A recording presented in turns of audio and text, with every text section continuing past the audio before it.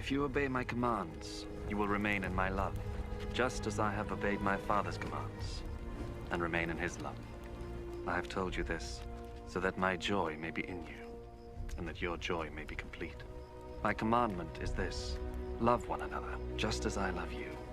The greatest love you can have for your friends is to give your life for them, and you are my friends, if you do what I command you. I do not call you servants any longer, because servants do not know what their master is doing. Instead, I call you friends, because I have told you everything I heard from my father. You did not choose me. I chose you, and appointed you to go and bear much fruit. The kind of fruit that endures. And so,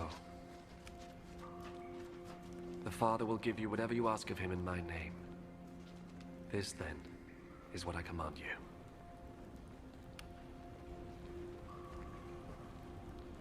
Love one another.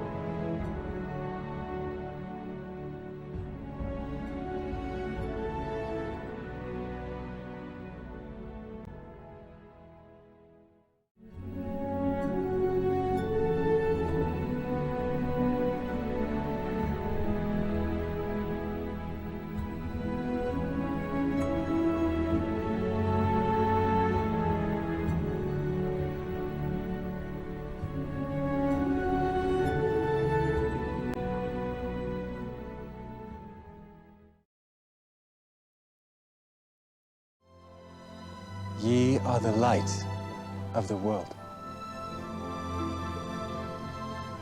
A city that is set on a hill cannot be hid. Let your light so shine before men, that they may see your good works and glorify your Father which is in heaven. A new commandment I give unto you, that ye love one another as I have loved you, that ye also love one another.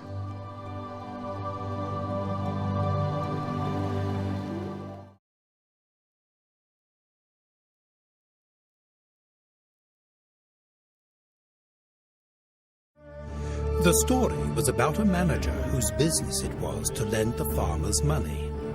He was employed by a rich man who wanted to lend money and, of course, to make money.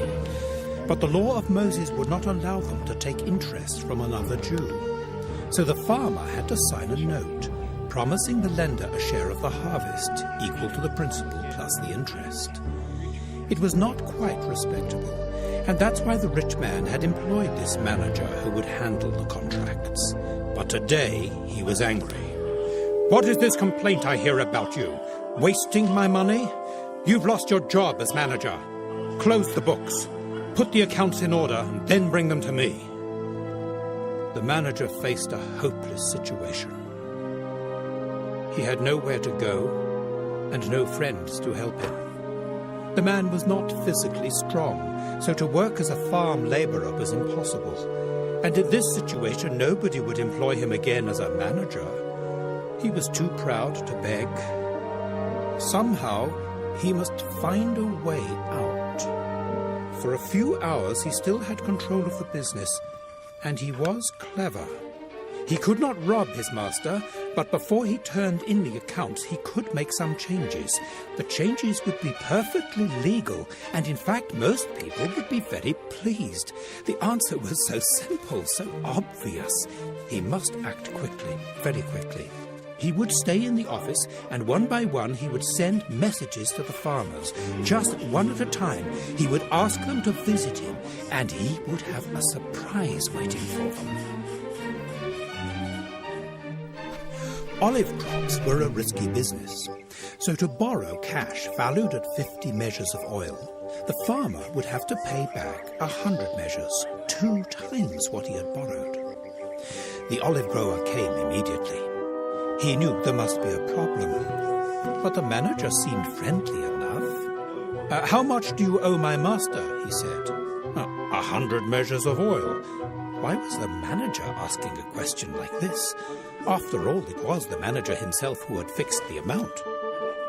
Take your bill and change it. Write 50. It was a free loan. The interest had been removed. The olive grower could hardly believe his good fortune. Why the manager had been so generous to him, he could not imagine. But what he owed the lender had just been cut in half. In a few moments, the document was sealed by the manager, and it was official. The olive grower felt all his worry disappear. Forever he would be grateful, and if there was anything he could do to show his appreciation, he would do it. Another farmer had borrowed money against his next crop of wheat. The interest rate would have been 20%, with perhaps another 5% for price changes on the market. But now the manager wanted to see him. The message was simple. Come, quickly. No explanation, just the message. Again, the manager started with a question. How much do you owe my master? 100 measures of wheat. Take your bill and write 80. Again, the contract was revised to the benefit of the farmer. The loan must be repaid on time, but with no interest. Now both of these men were in his debt, and the manager would always be welcome to eat dinner. One of them might even offer him a job. And so it went on. By the end of the day, there were a lot of very happy customers, and one very popular manager. What could the master do? The law of Moses said no interest should be charged at all. The manager did his dirty work for him, charging high rates. The master himself had told him to put the accounts in order, and that is precisely what he did. Not in the way the master expected, but exactly according to the law of Moses. Now the whole community was singing the praises of the man who charged no interest, a true son of Abraham. He might not like what the manager had done to him, but he could only admire his quick thinking. So in the end, the master got only what he deserved, and the manager made a few very useful friends. Clever, very clever. The disciples were still chuckling when Jesus turned it on them. Men of the world are more clever among their own kind than the people of light. Make friends for yourselves by worldly wealth, so that when it is gone, you will be received into an everlasting home.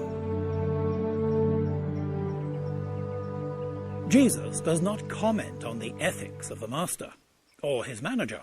They were men of the world. He says nothing about the rights and wrongs of charging interest.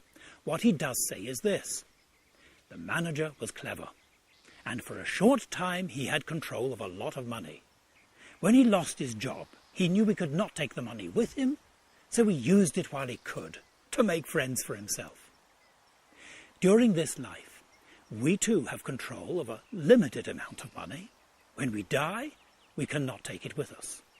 So while we have it, we need to use it wisely. Now, this does not mean that we can buy our way into heaven. It simply means this: our opportunity for doing good in this life is very short, but we can use what we have to be a blessing to other people. And in the future, that blessing will come back to us. Obeying God and doing what we can to help others is beyond value. Well, that's obvious. And yet some of us seem to ignore it. If we behaved in business the way we behave towards God, some of us might be bankrupt tomorrow morning. I know, The parables of Jesus were sometimes disturbing, and they have power to disturb us today. But that is exactly what Jesus intended.